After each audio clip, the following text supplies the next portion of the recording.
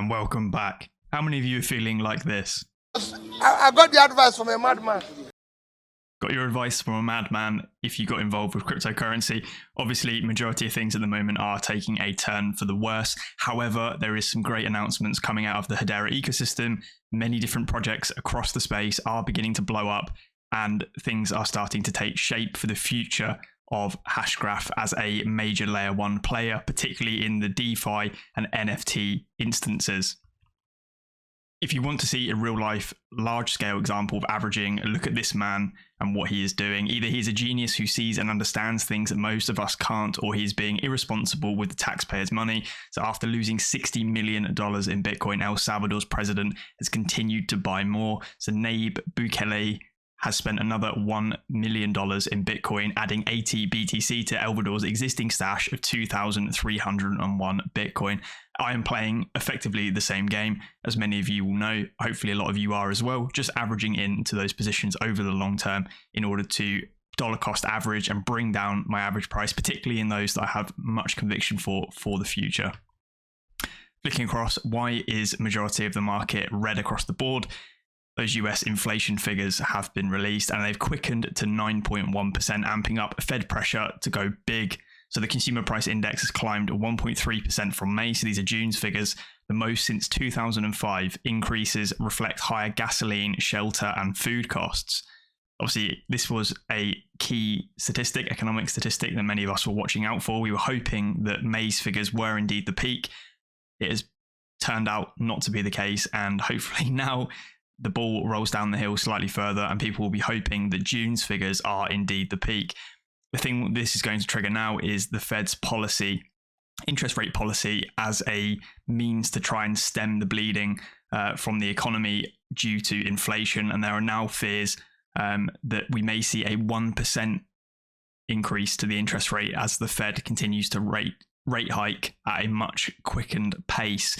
Of course, what this would mean for the majority of the markets is we'd continue to see further downside, particularly in the short term as they price in those. However, if the markets are pricing in a 1% interest rate increase over that long-term period out into the future when the next hike takes place, and we don't see a 1% increase, that would again signal a bullish turn for the market. So flip-flopping still at the moment, everything is on a knife edge. Until we see these inflationary figures cooling and the Fed's attitude towards it changing, we are in a very volatile market indeed, and you need to be sure about what you're averaging into. Here's that overall picture that I just mentioned, pretty much red across the board for 90% of the projects within the space. Still, I see this as a fantastic opportunity to build some more of those positions, particularly tokens such as HBAR, Quant, and Link. Covered them extensively in the previous video. I'm also looking here to pick up a small amount of Ethereum as we have come way below those 200 weekly moving averages across the board on those. Of course, Ethereum being one of the mainstays in the space. I've covered in depth quite a lot about the transition from proof of work to proof of stake, and just by the laws of supply and demand and that removal of sell pressure from the miners that are running the network at the moment, you should see a reflection in an increase for the Ethereum token once that transition takes place. So a bit of a speculatory bet, not a long-term play for me by any means whatsoever. Just letting you guys know what I'm up to behind the scenes. Of course, HBAR is something that I'll be holding for a long time. Let's jump into some Hedera news. There's absolutely tons to cover in this video, so I'm going to try and fly through it. We've got another new use case. So GABL, give, ask, borrow, and love. Welcome to your local community with a sense of sustainability. Connect, talk, and do good deeds locally to spread the love globally.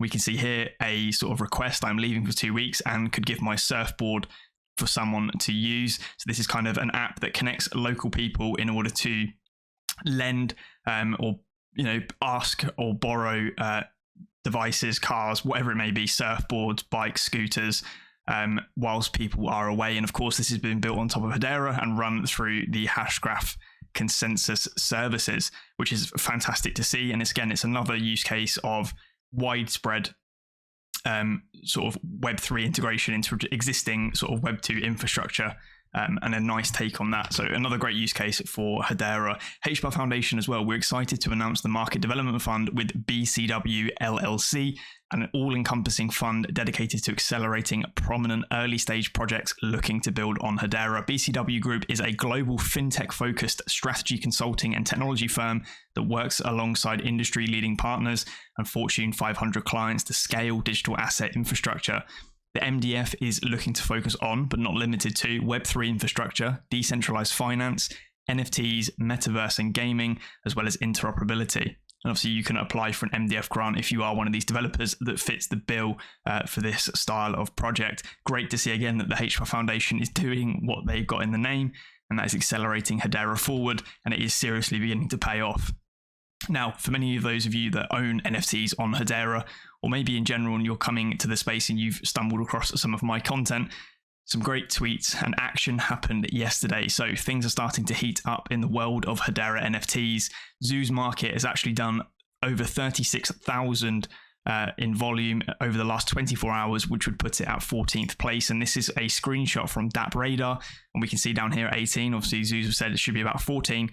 The total volume processed via their marketplace for NFTs on Hedera is ranking above some of those on chains like Ethereum, PancakeSwaps on the Binance chain, Rarible, etc. You've got Tezos there. Serious amount of volume being processed at the moment. And obviously, a lot of it going into projects like Dead Pixels. In fact, if we look at Dead Pixels at the moment, the floor price for a Dead Pixel is 12,250 HBAR. Or one of those 10,000 ghosts. There are only 1,000 live in the markets at the moment, 2 drops of 500 each. And we can also see those Dead Pixels ghost passes at 15,000 HBAR. So an incredible acceleration in the price and demand for these NFTs. Of course, this was a project that I featured months and months and months ago before Drop 1 even went live. So pat on the back to any of you that got involved with those mints. There will obviously be more mints in the future. The craziest part being the mints that are done are completely whitelist free, completely transparent. Obviously the team are brilliant with that. They have a great vision, and the mint price is only 200 HBAR. So huge amount of gains to be made from these particular NFTs if they continue to do well in the future. I was less interested in the potential price action. However, Dead Pixels Ghost Club now is being touted as one of the leading, or if not the leading, sort of hidden gem on Hedera's ecosystem, and many people are comparing it to Bored Ape Yacht Club, which is obviously a very, very large-scale NFT collection built on top of Hedera, and we're seeing many investors, NFT investors, coming across from the likes of Solana and Ethereum, migrating across to Hedera and buying into projects like Dead Pixels Ghost Club, and that is why that floor price has gone absolutely berserk. Speaking of which as well, the Dead Pixels Ghost passes, 15,000 floor price, or it looks like 16,000 now. I can't see the 15,000. Regardless, no utility at the moment that's been announced for these. However, I'm sure the team have some kind of strategy and plans in place for these passes in the future. Remember, there's only 800 of these. B-O-O, looks like an 8 obviously. Only 800 passes available. So if you do want to pick one up, these only appear to be increasing in price. Don't forget, there are plenty of giveaways that have been happening on Twitter, and I'm sure I'll have some for you guys in the future. So make sure you're staying tuned for those. Interesting service as well that CoinMan here has spoken about on Twitter. You've got the NFT grade, which has cool features to include whether the HBAR NFT is compliant with the latest HIP standards and how much CO2 in kilograms, and the minting and subsequent activities the NFT has used with a comparison against Hedera. So you can check the statistics from some NFTs across not only Hedera, I think Polygon is supported by the NFT grade, as well as Ethereum, just to look at those different statistics, which I think is brilliant. Of course, talking a lot about Dead Pixels Ghost Club, they are doing another giveaway. So to celebrate the HBAR NFT ecosystem heating up and surpassing 850,000 HBAR volume on Zoos today, I think they actually topped out at nearly 1 million, or just over 1 million in the end. They're giving away a Ghost Pass. So the current floor price at the time of them writing this was roughly 14,000 HBAR. As we've seen, that's higher than that, which is 0.8 ETH or 25 SOL. So if you're interested in nearly getting 1 Ethereum from a giveaway, make sure you're taking part in this.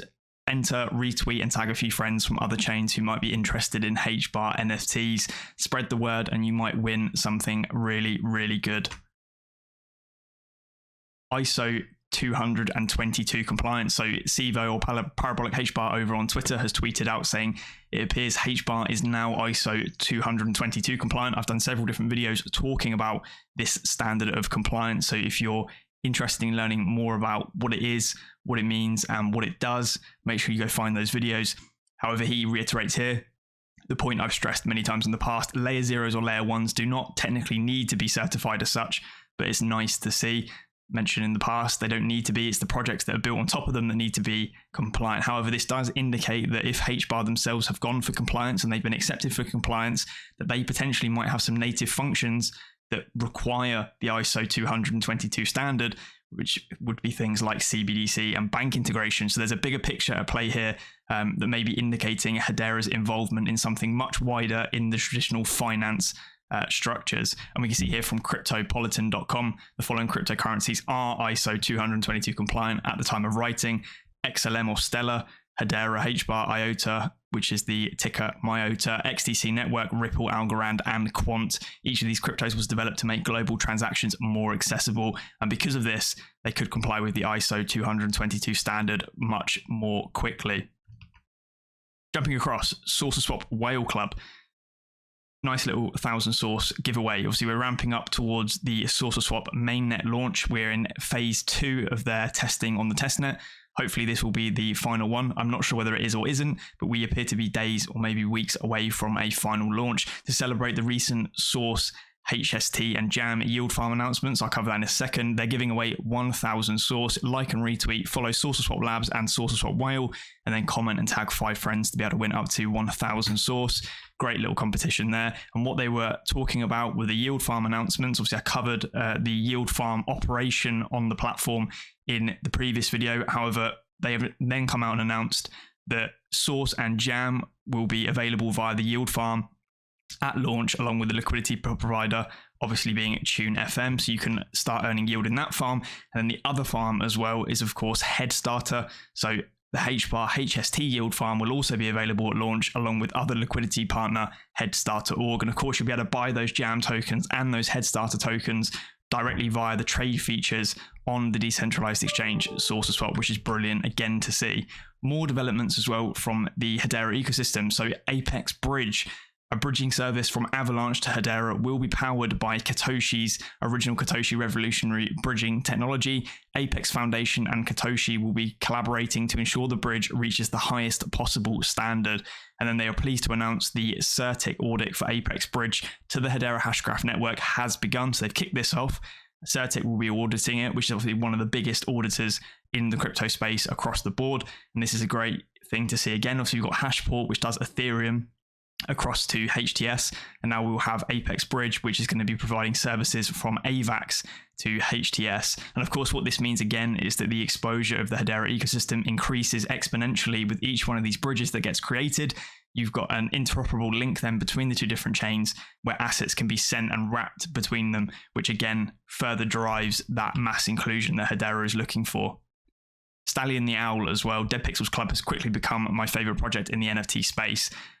Obviously spoken a lot about them, but more about what this is here. So Apex Foundation will also be launching a new vertical called Apex Cloud, a storage solution powered by the Arweave team, which is a project I've talked about in the past. I do own some of those tokens, and it will be perfect for NFT projects. So you can effectively, it's like an IPFS, interplanetary file system in the cloud, where these assets can be stored and archived to save space on native chains themselves. So again, another great interoperability and infrastructure development across for Hedera. As I mentioned, things are really heating up at the moment in the Hedera ecosystem, and it is fantastic to be a part of this. I'm super excited for what's going to be happening over the coming weeks and months, as there is a lot going on. Anyway, guys, that wraps up this video. A little bit shorter than normal, but hopefully you did enjoy it nonetheless. If you did, leave a like, drop a comment if you've got something to say. More than happy to respond to them, as many of them as I possibly can. And until the next one, I'll catch you then. Cheers.